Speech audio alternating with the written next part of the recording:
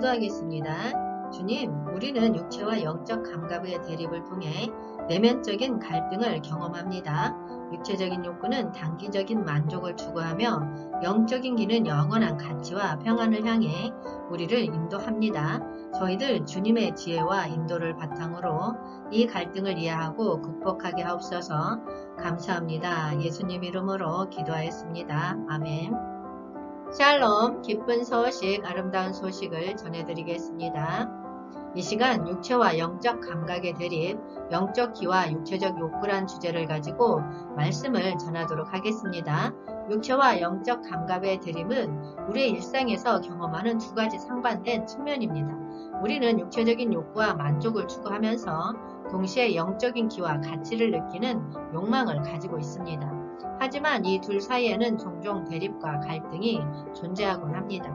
우리는 육체적인 쾌락과 만족을 추구하는 동안 영적인 면도 소홀히 하지 않아야 합니다. 그러나 우리가 육체와 영적 감각 사이에서 어떤 선택을 해야 할지 동요할 때가 종종 있습니다. 육체적인 욕구를 충족시키는 것과 동시에 영적인 길을 키워가는 것은 가능할까요? 이러한 대립과 동요를 극복하고 조화롭게 발전시킬 수 있는 방법은 무엇일까요? 오늘은 이러한 문제에 대해 함께 고민해 보려고 합니다. 로마서 13장 14절 말씀에 오직 주 예수 그리스도로 옷 입고 정욕을 위하여 육신의 일을 도모하지 말라. 아멘.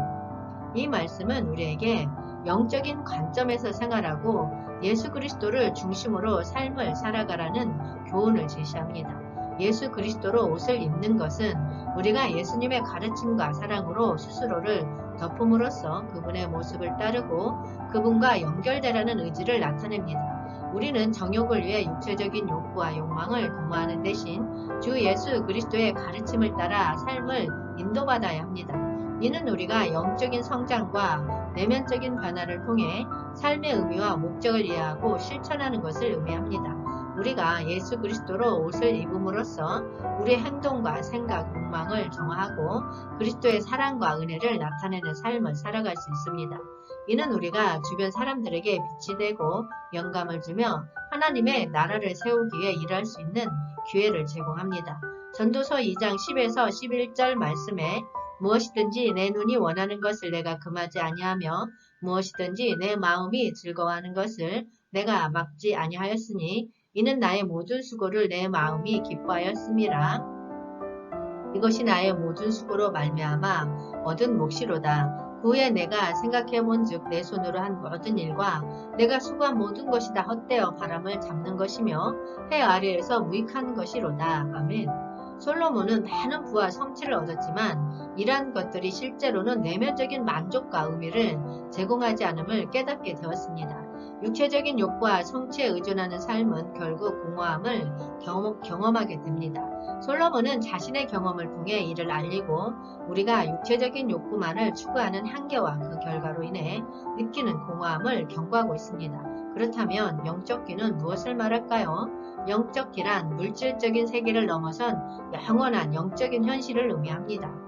우리의 물질적인 존재와는 달리 영적인 기는 영원한 성격을 가지며 시간과 공간의 제약을 벗어납니다. 이는 우리의 육체적인 삶이 일시적이고 변화무쌍하더라도 영적인 기는 영원하고 변하지 않는 가치와 의미를 가지고 있음을 의미합니다. 고린도후서 4장 18절 말씀에 우리가 주목하는 것은 보이는 것이 아니요 보이지 않는 것이니 보이는 것은 잠깐이요 보이지 않는 것은 영원함이라. 아멘. 이 말씀은 보이는 것은 일시적이나 보이지 않는 것은 영원하니라 라고 말씀하며 우리가 보이지 않는 영적인 세계와 그 가치를 강조합니다. 마태복음 16장 26절 말씀에 사람이 만일 온 천하를 얻고도 제 목숨을 잃으면 무엇이 유익하리요? 사람이 무엇을 주고 제 목숨과 바꾸겠느냐? 아멘. 우리가 물질적인 세계에서 성공과 부를 이루더라도 그것이 영적 길을 잃는 것보다는 전혀 가치가 없음을 말씀하시는 것입니다. 영적 기는 우리의 영혼과 영원한 존재에 관련된 것으로 영원한 생명과 하나님과의 관계를 의미합니다. 이러한 영적인 측면은 우리의 인생에 있어서 가장 중요하며 영원한 효과와 가치를 가지고 있습니다. 우리가 영적 기에 주안점을 두면 우리의 영혼은 하나님의 돌봄과 보살핌 아래에서 안정을 찾을 수 있습니다. 이는 우리가 주님과의 관계를 통해 영적인 만족과 평안함을 경험할 수 있다는 것을 의미합니다. 이로 인해 우리는 물질적인 것들에만 의존하는 대신 영적인 차원에서의 만족과 평온을 찾아가며 영원한 가치를 실현할 수 있습니다. 이러한 이유로 영적 귀는 우리의 삶에서 중요한 역할을 하며 영원한 가치와 내면적인 만족을 제공합니다. 우리는 영적인 길을 중심으로 삶을 이끌고 영원한 세계와 하나님과의 관계를 향해 나아가는 것을 통해 깊은 만족과 평안함을 찾을 수 있습니다.